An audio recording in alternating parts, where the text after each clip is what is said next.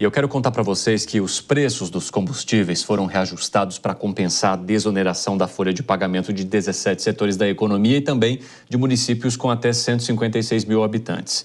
O Álvaro Nocera vai explicar por que isso está sendo previsto ou planejado. Fala aí, Álvaro, bem-vindo.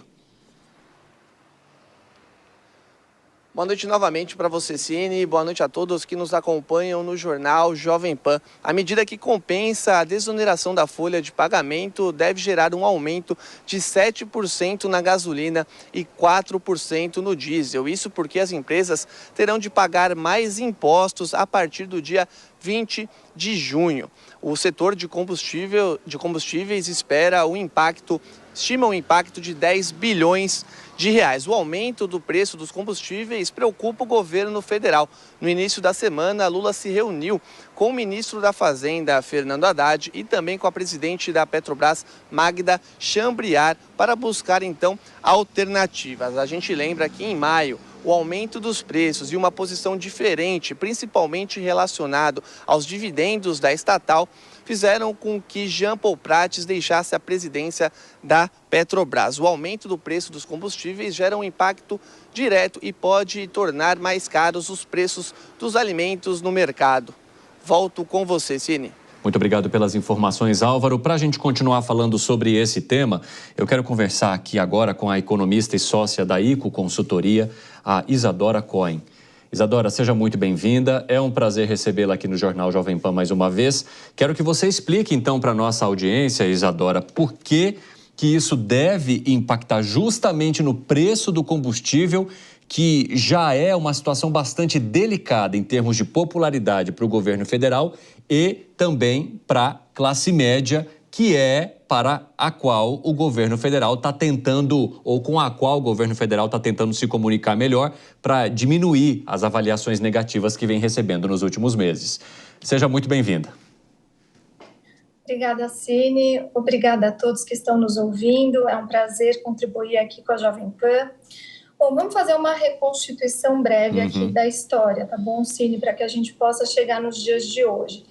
Em primeiro lugar, é importante dizer que os combustíveis é sempre um tema bastante sensível para todos os governos, seja no Brasil, seja mundo afora, né? Não à toa a gente tem aí os Estados Unidos, por exemplo, intervindo muitas vezes, né, em países da OPEP justamente para assegurar que os combustíveis tenham um preço razoável para os consumidores, né? Então, é importante todo mundo olhar para a política envolvendo os combustíveis.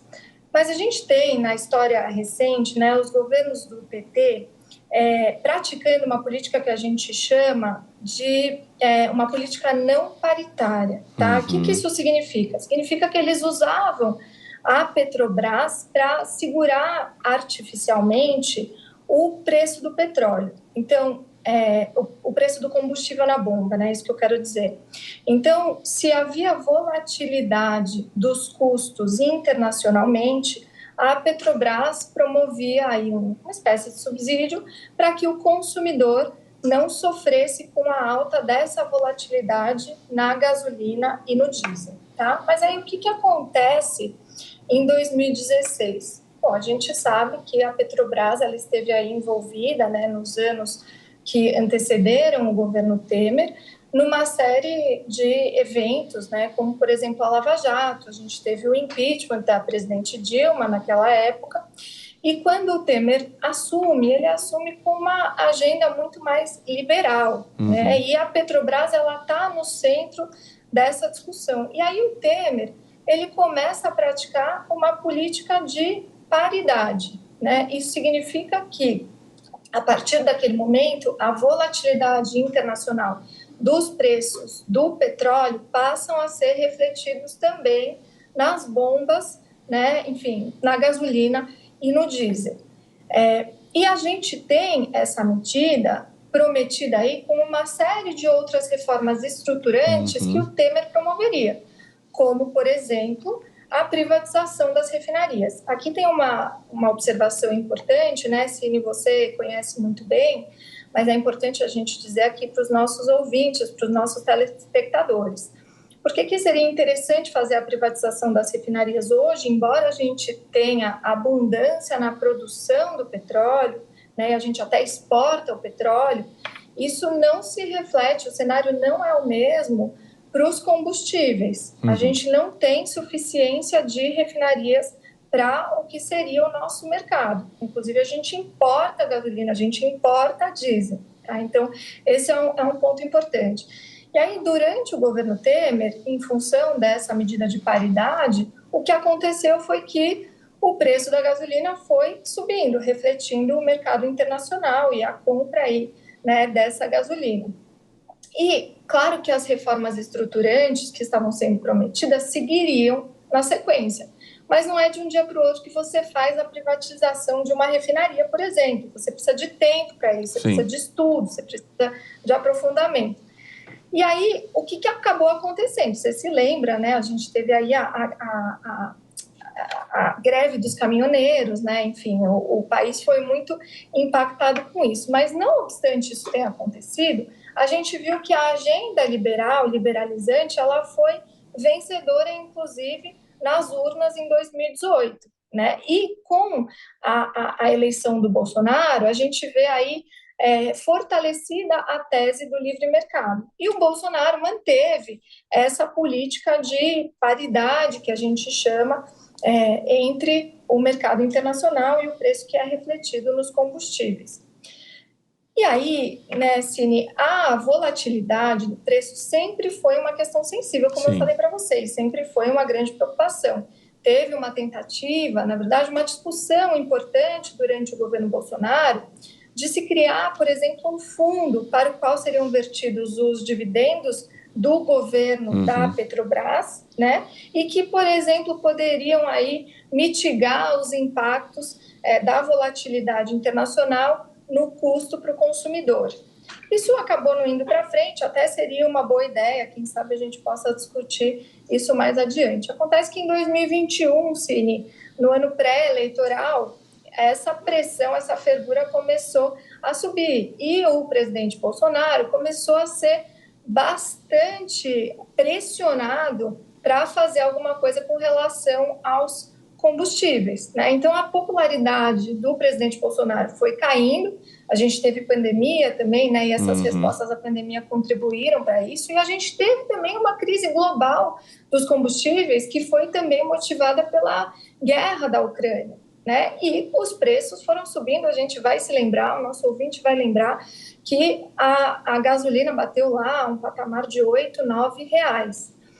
E aí o Bolsonaro, nesse contexto, aprovou, né? Enfim, o governo aprovou uma PEC que foi chamada, apelidada lá de PEC Kamikaze, que desonerou de PIS, COFINS e ICMS os combustíveis para o consumidor. Sim. Isso foi absolutamente necessário, porque é isso, aquele preço estava exorbitante e era preciso fazer alguma coisa. Controlou-se o preço da gasolina, mas é importante dizer que os estados e os municípios acabaram sofrendo um pouco com isso, porque isso impacta diretamente a arrecadação. Sim. Né? Então, enfim, mexe direto ali na receita desses estados. E aí, quando, então, entrou o Lula, a primeira medida que o ministro Haddad fez foi justamente conversar com os estados e prometer a reoneração desses tributos, né, da gasolina. E aí, essa reoneração, ela seria, assim como vem sendo já, gradativa. E isso impacta, claro, no preço que a gente vê aí agora da gasolina e do diesel.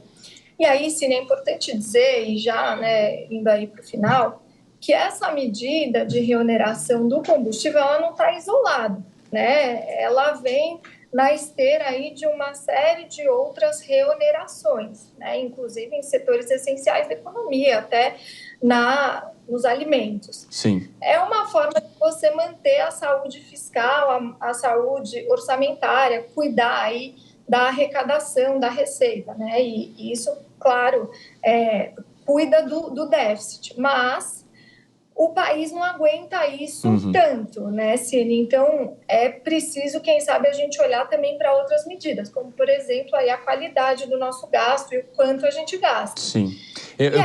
Eu quero até aproveitar e entrar nesse assunto com vocês, Isadora. Agora, às 8h40, Para quem quer acompanhar mais notícias, é só entrar em jovempan.com.br e seguimos ao vivo aqui também. Para entender qual que é a análise que vocês fazem a partir dessas tentativas arrecadatórias do governo. Porque ele vem sofrendo derrotas, ele fala que está focando na economia, mas algumas derrotas estão acontecendo, como devolução de medida, esse embate em torno da desoneração da folha de pagamento, o governo não queria mais isso. Mas de que maneira que essas propostas de arrecadação, elas vão perdendo espaço justamente diante das críticas de que o governo está focando demais nisso e focando pouco no corte de gastos? Qual que é a análise que vocês fazem diante desses cenários que justamente geram as críticas hoje ao atual governo? Perfeito, Cine. Acho que vale a pena, nesse contexto da sua pergunta, a gente falar um pouquinho sobre a chamada MP do fim do mundo, né? Eu acho que isso também impacta o preço da gasolina e tem aí uma história interessante para a gente analisar, né? O que foi essa MP do fim do mundo, que foi uma proposta aí, né, de iniciativa do Executivo. Ela impede a compensação do crédito do PIS e COFINS com outros impostos federais, né? E isso acaba por promover o aumento dos combustíveis. Sim. Como? A cadeia desses créditos, ela não vai poder utilizar aquele montante que ela tinha de créditos e ela acaba por repassar isso para o consumidor, né? Então, no fim das contas, quem sofre com essa compensação, aí, ou com a impossibilidade dessa compensação, acaba sendo o consumidor na ponta. Mas como que veio essa MP, né? E você citou aí, Cine, diversas discussões aí envolvendo legislativo e executivo. Eu acho que é importante a gente trazer para o palco, inclusive o judiciário nessa história toda, né? E na MP do fim do mundo a gente tem bastante dessa dinâmica aqui bem explícita. Então, lembra da desoneração da folha? Você até nos provocou a pensar sobre isso. Pois então, ela desonerava tributos para as empresas, né, com pessoal, mas também desonerava tributos com a despesa de pessoal de município, né? E aí, quando o governo Lula começa a falar sobre a reoneração da folha, na esteira de outras medidas que ele vem fazendo, né, que eu comentei com vocês, o Congresso, em especial, né, o Rodrigo Pacheco, freou esse movimento. E aí ele passou uma lei falando que não dava para fazer, né, precisa manter a desoneração. Porque, enfim, momento pré-eleitoral, tem toda uma dinâmica também entre as prefeituras e o legislativo. Aí, o que aconteceu? O governo federal foi e levou essa discussão para o Supremo Tribunal Federal. E aí perguntou para o Supremo, o que a gente pode fazer agora? O Supremo falou o seguinte, olha, você pode manter a folha desonerada desde que você encontre uma outra medida, uma outra fonte para conter o déficit. E aí foi nesse contexto que veio a tal da MP Kamikaze. Então, veja aí a MP do fim do mundo. Veja aí, então, essa dinâmica entre os poderes balançando e, no fim das contas, realmente quem está pagando essa conta somos nós, né? A MP, de alguma forma, foi devolvida pelo Pacheco e já começamos a ter o repasse aí desses ajustes para o consumidor. Hoje, o presidente Lula anunciou que vai cortar gastos. Então, a gente precisa observar qual que é a proposta que vem pela frente. Isadora, eu agradeço muito pela tua conversa conosco. Quero dizer que as portas estão abertas aqui sempre que a gente tiver um tema como esse. E até a próxima. Acho que Cine, eu te agradeço. Muito, muito obrigada. Conte com a gente sempre, viu? Um abraço e até mais. Bom fim de semana.